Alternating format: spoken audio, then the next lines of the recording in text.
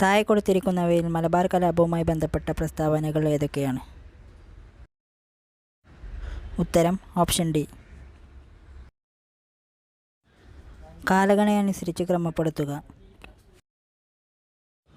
ഉത്തരം option C. ചേരുംപടി ചേർക്കുക. ഉത്തരം ഓപ്ഷൻ എ. താഴെ കൊടുത്തിരിക്കുന്നവയിൽ ചട്ടമ്പി സ്വാമികൾ രചിച്ച കൃതി ഏത്? ഉത്തരം ഓപ്ഷൻ ബി. വേദാധികാര നിരൂപണം. വൈക്കം സത്യാഗ്രഹവുമായി ബന്ധപ്പെട്ട പ്രസ്താവനകളിൽ ശരിയായത് ഏതൊക്കെയാണ്?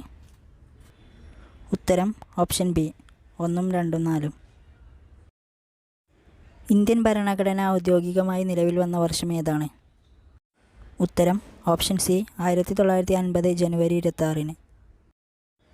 6 മുതൽ 14 വയസ്സ് വരെയുള്ള എല്ലാ കുട്ടികൾക്കും സൗജന്യവും നിർബന്ധിതവുമായ വിദ്യാഭ്യാസം മൗലികാവകാശമാക്കിയത് ഏത് ഭരണഘടനാ ഭേദഗതിയിലൂടെയാണ്? ഉത്തരം ഓപ്ഷൻ ബി. 86-ാം ഭരണഘടനാ ഭേദഗതി 2002.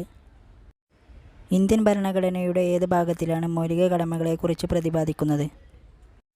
ഉത്തരം ഓപ്ഷൻ സി. ഭാഗം 4A. ഇന്ത്യൻ ഭരണഘടന ഉറപ്പു നൽകുന്ന മൗലികാവകാശങ്ങളിൽ ഉൾപ്പെടാത്തത് ഏത്? ഉത്തരം ഓപ്ഷൻ എ. സ്വത്തവകാശം. താഴെ കൊടുത്തിരിക്കുന്നവയിൽ എഴുതപ്പെടാത്ത ഭരണഘടനയുള്ള രാജ്യം ഏതാണ്?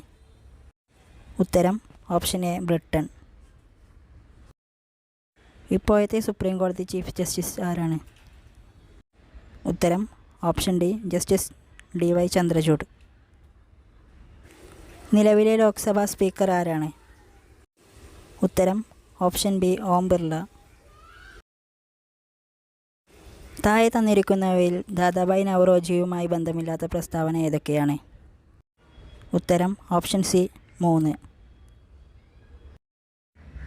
സ്വാതന്ത്ര്യം എൻ്റെ ജന്മാവകാശമാണ്, ഞാനത് നേടുക തന്നെ ചെയ്യും എന്ന് പ്രഖ്യാപിച്ച സ്വാതന്ത്ര്യ സമര സേനാനി ആരാണ്? ഉത്തരം ഓപ്ഷൻ എ. ബാലഗംഗാധര തിലകൻ. താഴെ തന്നിരിക്കുന്നവയിൽ 1857 ഒന്നാം സ്വാതന്ത്ര്യ സമരത്തിൻ്റെ പ്രധാന കാരണങ്ങൾ ഏതൊക്കെയാണ്? ഉത്തരം ഓപ്ഷൻ ഡി. ഇവയെല്ലാം ശരിയാണ്. ക്വിറ്റ് ഇന്ത്യ സമരനായിക എന്ന് ഗാന്ധിജി വിശേഷിപ്പിച്ചത് ആരെയാണ്? ഉത്തരം option B. Aruna Asif Ali. Indian Republican army രൂപീകരിച്ചത് ആരാണ്? ഉത്തരം ഓപ്ഷൻ സി. സൂര്യ സെൻ. ഇന്ത്യയിലെ ആദ്യത്തെ റോക്കറ്റ് വിക്ഷേപണ കേന്ദ്രമായ തുമ്പ ബഹിരാകാശ ഗവേഷണ കേന്ദ്രത്തിൻ്റെ ശില്പി ആരാണ്? ഉത്തരം ഓപ്ഷൻ ബി. വിക്രം സാരാഭായ്. ഏത് രാജ്യത്തിൻ്റെ സാങ്കേതിക സഹായത്തോടെയാണ് 1964 ബൊക്കാറോ സ്റ്റീൽ പ്ലാന്റ് എന്ന ഇരുമ്പുരുക്കുശാല ആരംഭിച്ചത്? ഉത്തരം ഓപ്ഷൻ എ. ജർമ്മനി. 12-ാം പഞ്ചവത്സര പദ്ധതിയുമായി ബന്ധപ്പെട്ടത്? ഉത്തരം ഓപ്ഷൻ ഡി. സുസ്ഥിര വികസനം.